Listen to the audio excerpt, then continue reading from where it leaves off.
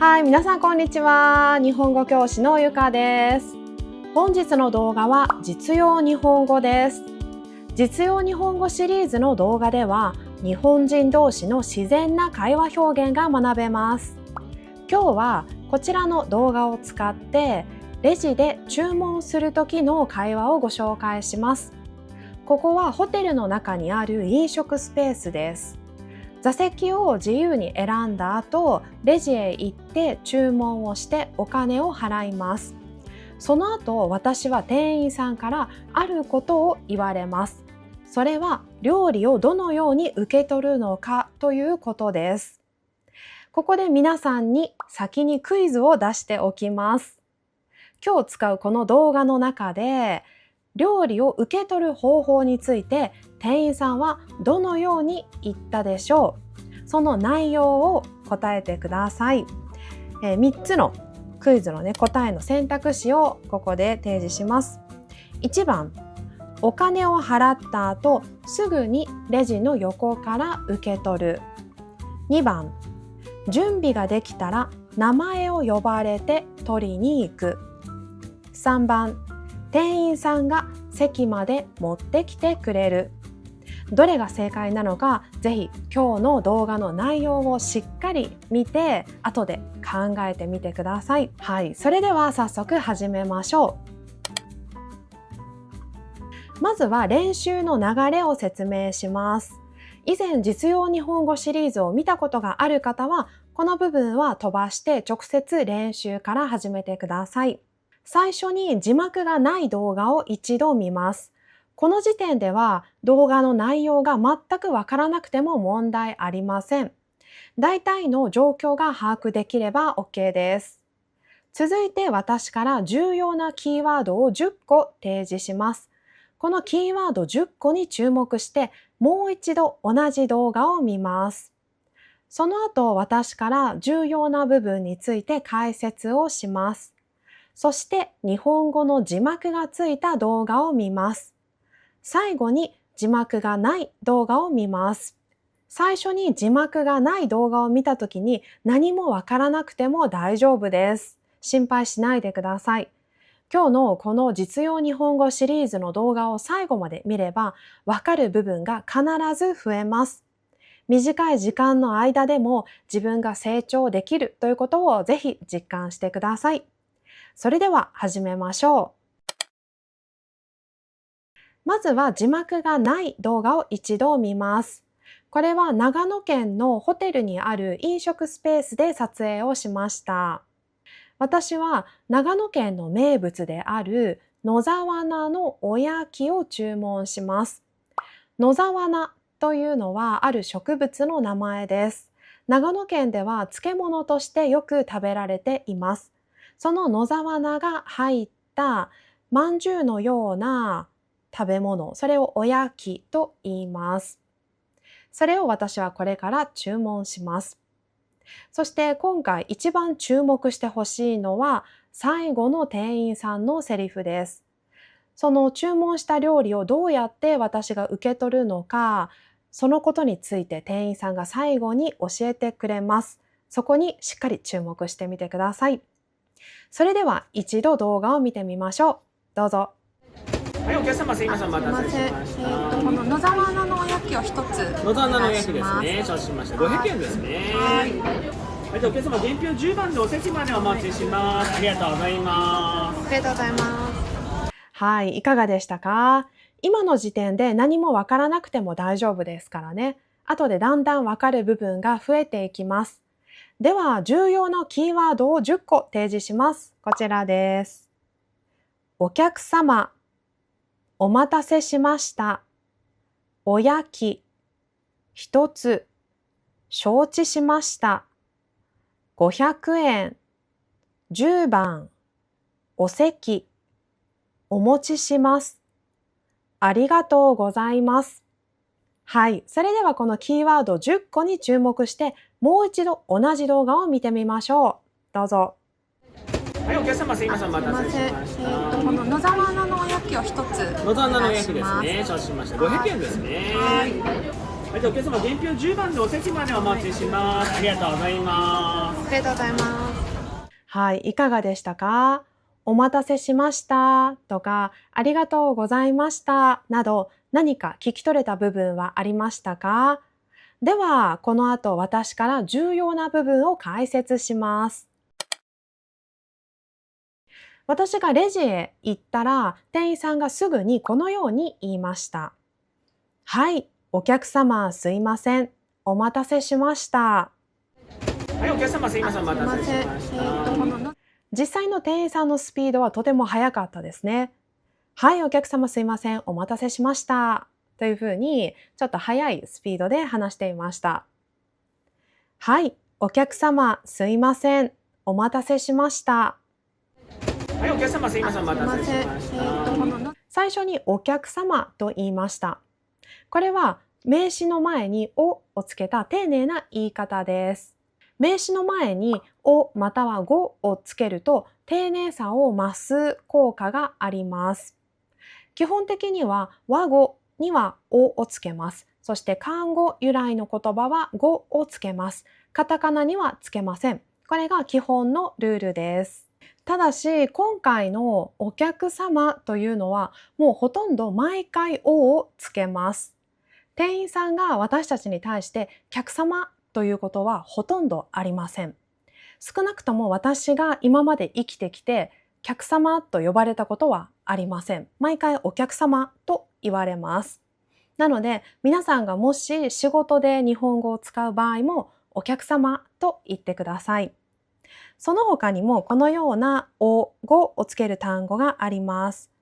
お茶、お席、お荷物、ご注文、ご準備、ご理解、ご家族。このようにおまたはごをつけて丁寧さを表します。今回はお客様と言いました。はい、お客様すいません。お待たせしました。はい、お客様すいません、お待たせしました。このの続いてすいませんに注目してください。これもよく使われる日本語ですよね。すいませんまたはすみませんと言います。意味は同じですが、すいませんの方が少しカジュアル、すみませんの方が少し正式で固い印象を受けます。すいません、すみませんというのは、相手に声をかけるときとか、軽く謝るとき、何かお願いをするときなど幅広く使う場面があります。今回は店員さんは私に対して軽く謝る意味ですいませんと言いました。客である私が店員さんが来るまでの短い間待ちました。その待ったことに対してちょっと謝る気持ちがあったのですいませんと言いました。はい、お客様すいません。お待たせしました。はい、お客様すいません、お待たせしました。このの今回のように謝るだけではなく声をかけるときにも使います。例えば飲食店で皆さんが席に座っていて遠くの方にいる店員さんを呼びたいときにちょっと軽く手を挙げてすいませんとかすみませんと言います。他にも満員電車に乗っていてそこから降りるときに前に人がいて自分が降りられない状況だったらその前の人に対してすいません、降りますと言います。そして店員さんの最後のセリフ、お待たせしました。これは動詞の待つの詞液形、待たせるが使われています。でもそのまま使うのではなく、謙譲表現のお何々するという形の中に入っています。お待たせする。さらに今回はもうその私が待つという行為が終わった段階なので、お待たせしましたと最後の部分がましたになっています。はい、お客様すいません。お待たせしました。はい、お客様すいません、お待たせしました。こののこれは店員として客を待たせるという結果になったことに対して申し訳ないという気持ちを表す意味でよく使われます。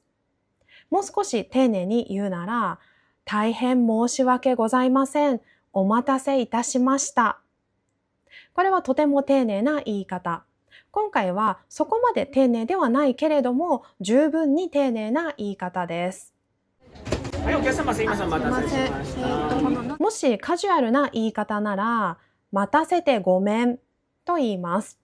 これは家族とか友達の間柄だったらこのように言えます。例えば、1時間待たせてごめんとか、長い間待たせてごめん。このように親しい間柄だと待たせるという詞域形を直接使います。でも今は客と店員という関係なので、お待たせしましたと言いました。はい、お客様すいません。お待たせしました。はい、お客様すいません、お待たせしました。続いて私はこのように言いました。あ、すいません。はい、お客様すいません、お待たせしました。ここでの私のすいませんは特に謝るという意味はありません。私は別に何も悪いことをしていないし、迷惑もかけていないですよね。ここでのすいませんというのはどちらかといえば店員さんに話しかけるという意味があります。あ、すいません。はい、お客様すいません、お待たせしました。そして最後のというのは次に自分が言うことを頭の中で考えている、そういう状況の時に言います。とかと言います。はい、お客様すいません、お待たせしました。そして私は注文しました。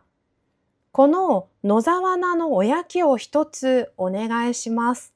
この野沢菜のおやきを一つ野沢菜のおやきですね。承知しました。500円。注文する時の基本の形は商品名を数量お願いします。この形です。今回は野沢菜のおやきが商品名です。野沢菜のおやきを一つお願いします。この野沢菜のおやきを一つ野沢菜のおやきですね。承知しました。500円。ちなみにこの間の一つというのは、ものを数えるときに使います。一つ、二つ、三つ、四つ、五つ、六つ、七つ、八つ、9つと言います。でも実は他にもものによって専用の言い方があります。例えば、薄いもの、チケット、紙、DVD など、そういうものは1枚と言います。そしてグラスなどに入った飲み物は1杯と言います。細長いもの、例えばペン、傘、そしてペットボトルなど、それは1本と言います。さらに本は1冊、靴は1足、服は1着。このように実はそれぞれの専用の言い方もあります。でももし皆さんが買い物をしているときに専用の言い方がわからなければ1つ2つでも OK です。この野沢菜のおやきを一つ野沢菜のおやきですね。承知しました。500円。続いて店員さんがこのように言いました。野沢菜のおやきですね。承知しました。この野沢菜のおやきを一つ野沢菜のおやきですね。承知しました。500円。店員さんが言ったですねというのは確認の意味があります。野沢菜のおやきというこの料理の名前、商品名について私に対して確認をする意味で、野沢菜のおやきですねと言いました。この野沢菜のおやきを一つ野沢菜のおやきですね。承知しました。500円。他にも例えば注文の場面で私がコーヒーを2杯お願いしますと言ったら、店員さんはコーヒーを2杯ですね。かしこまりましたと言います。皆さんも相手が言ったことについて確認をしたいときにですねと言ってください。野沢菜のおやきですね。承知しました。この野沢菜のおやきを一つ野沢菜のおやきですね。承知しました。500円。続いて承知しましたに注目してください。この野沢菜のおやきを一つ野沢菜のおやきですね。承知しました。500円。これも仕事の場面でよく使われます。これは分かりました、了解しました、OK ですと同じような意味です。非常に丁寧な表現で、接客をする場面で店員さんとかスタッフの方がよくこの表現を使います。野沢菜のおやきですね。承知しました。この野沢菜のおやきを一つ野沢菜のおやきお願いします。ですね。承知しました。500円。他にも例えばこのように使います。この荷物をホテルまで送ってください。承知しました。すみません。時間を変更したいんですが、ご予約の変更ですね。承知しました。この野沢菜のおやきを一つ野沢菜のおお願いやきですします。ね。承知しました。500円。その後、店員さんが料金を提示しました。500円ですね。この野沢菜のおやきを一つ野沢菜のおお願いやきですします。ね。承知しました。500円ですね。ここでも店員さんがですねを使っています。本来はここではですねではなくですと言っても OK なんです。もう500円というのは確認するまでもなく確実なことですよね。しかもこれを話しているのは店員さんですから絶対に間違っていません。でも500円ですというより500円ですねと言ったことで少し柔らかさが増す感じがあります。ですねということで柔らかくこの情報を私に共有して確認をするようなニュアンスがあります。500円ですね。この野沢菜のおやきを一つ野沢菜のおお願いやきですします。ね。承知しました。500円ですね。そして最後に最も重要な部分。この料理をどうやって私が受け取るのかということについて店員さんが教えてくれました。はい。じゃあお客様、伝票10番でお席までお持ちします。はい、じゃあお客様、伝票10番でお席までお待ちします。ありがとうございます。ありがとうございます。はい、どうでしょう。今の時点で、その料理はどうやって私の元へ届けられるのか、わかりましたか？では、一つ一つ見ていきましょう。まずは、じゃあという部分。はい、じゃあお客様、伝票10番でお席までお待ちします。ありがとうございます。ありがとうございます。じゃあというのは、それではとかではと同じような意味です。次の行動とか次の話に進むというタイミングでよく使われます。じゃあは比較的カジュアルな表現で、私も家族や友達と話すときによく使います。はい。じゃあお客様、伝票10番でお席までお持ちします。はい、じゃあお客様、伝票10番でお席までお待ちします。ありがとうございます。ありがとうございます。他にもじゃあを使うタイミングとしては、例えば店員さんが今日のレストランのメニューについていろいろ説明をしてくれて、その後に自分が注文する料理を決めるという場面。例えば、今日のおすすめは生姜焼き定食です。じゃあそれをお願いします。このように、じゃあというのは、それではとかではと同じように使えます。あとは一日遊んだ友達と夜別れてそれぞれ家へ帰るタイミングで、じゃあまたねとか、じゃあまた明日というふうに言うこともあります。はい、じゃあお客様、伝票10番でお席までお持ちします。はい、じゃあお客様、伝票10番でお席までお待ちします。ありがとうございます。ありがとうございます。続いて、伝票に注目してください。伝票というのはお店で注文した商品や金額などが書かれた紙です。それを伝票と言います。これはレシートとは違っていて、レシートというのはもうお金を払った後に客側が受け取るものですね。でも伝票というのはあくまでただ注文の記録を書いたものです。皆さんが食事をする前に店員さんが伝票を書いて、例えばそれをテーブルに置いておきます。皆さんは食事が終わったらその伝票を持ってレジへ行ってお会計をします。そのような紙とか記録ですね。それを伝票と言います。はい。じゃあお客様、伝票10番でお席までお持ちします。はい、じゃあお客様、伝票10番でお席までお待ちします。ありがとうございます。ありがとうございます。他にもレストランなどで使われる伝票が含まれた会話は、例えばこのようなものがあります。伝票はこちらに置いておきます。伝票はテーブルの上にあります。お会計の際に伝票をお持ちください。伝票の番号を確認してください。はい、じゃあお客様、伝票10番でお席までお待ちします。ありがとうございます。ありがとうございます。そして最後のお持ちします。この部分の意味が分かれば、料理がどのように私の元へやってくるのかが分かりますね。お持ちしますというのは、持ってくるまたは持っていくの非常に丁寧な表現です。今回の場合は、店員さんが私たちの席まで持ってきてくれます。